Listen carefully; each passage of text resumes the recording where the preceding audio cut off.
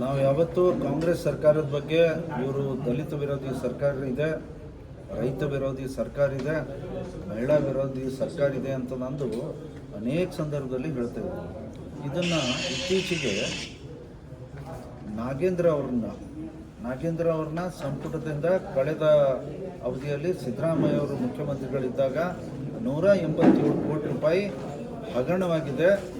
ಆ ವಾಲ್ಮೀಕಿ ನಿಗಮದ ಹಣ ಬೇರೆ ಬೇರೆ ರಾಜ್ಯಕ್ಕೆ ಬೇರೆ ಬೇರೆ ಕೆಲಸಕ್ಕೆ ಎಲೆಕ್ಷನ್ನಲ್ಲಿ ಉಪಯೋಗ ಮಾಡಿದ್ದಾರೆ ಅಂತಂದು ಚರ್ಚೆ ಆಯಿತು. ಆ ಕಾರಣದಿಂದ ಮುಖ್ಯಮಂತ್ರಿಗಳೇ ಅಲ್ಲಿ ಉತ್ತರವನ್ನು ಕೊಟ್ಟಿದ್ದಾರೆ. ಹೌದು, ಹಗರಣ ಆಗಿದ್ದು ನಿಜ, ಅವರು ಇಷ್ಟು ಕೋಟಿ ರೂಪಾಯಿ ಟ್ರಾನ್ಸ್ಫರ್ ಆಗಿದೆ ಅಂತ ಕೂಡ ಹೇಳಿ ಅವ್ರನ್ನ ವಜಾ ಮಾಡಿದ್ದಾರೆ.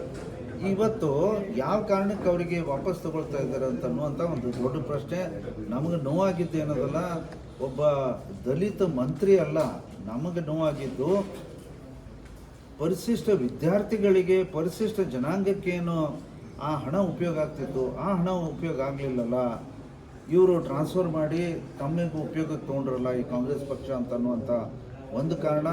ಇದಲ್ಲದೆ ಇವತ್ತು ಇದೇ ಈಗ ನಾವು ನಮ್ಮ ಮತ್ತಿಮೂಡವರು ಕೂಡ ಹೇಳಿದರು, ಇವತ್ತು ಬರ ಘೋಷಣೆ ಮಾಡಬೇಕು ಅಂತ ಸದನದಲ್ಲಿ ಸಾಕಷ್ಟು ಅಂದರೆ ಬೇಕಾದಷ್ಟು ಕೂಗಾಡಿದವನು.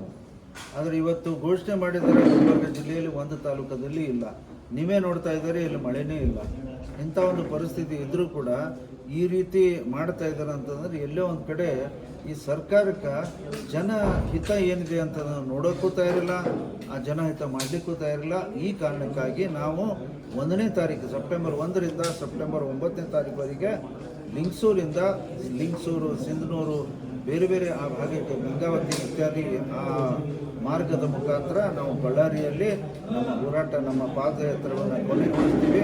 ದೊಡ್ಡ ಪ್ರಮಾಣದ ಸಂಖ್ಯೆಯನ್ನು ನಾವು ಇಲ್ಲಿನೂ ಕೂಡ ಗುಲ್ಬರ್ಗ ಜಿಲ್ಲೆಯಂದು ಕೂಡ ನಾವು ಅನೇಕ ಪಕ್ಷದ ಕಾರ್ಯಕರ್ತರು ಅಲ್ಲದೆ ದಲಿತರಾಗಲಿ, ಎಲ್ಲರೂ ರೈತರಾಗಲಿ ಎಲ್ಲರೂ ಆ ಹೋರಾಟದಲ್ಲಿ ಪಾಲ್ಗೊಳ್ತಾ ಇದ್ದಾರೆ. ಪ್ರತಿದಿನ ಕನಿಷ್ಠ 5,000 ಜನಸಂಖ್ಯೆ ಆ ಹೋರಾಟದಲ್ಲಿ ಪ್ರತಿದಿನ ಪಾಲ್ಗೊಳ್ತಾರೆ ಮತ್ತು ಕೊನೆಯ ದಿನ ಭಾಳ ದೊಡ್ಡ ಪ್ರಮಾಣದಲ್ಲಿ ಬಳ್ಳಾರಿಯಲ್ಲಿ ಅದನ್ನು ಸಮಾಪ್ತಿಗೊಳಿಸ್ತಾರೆ.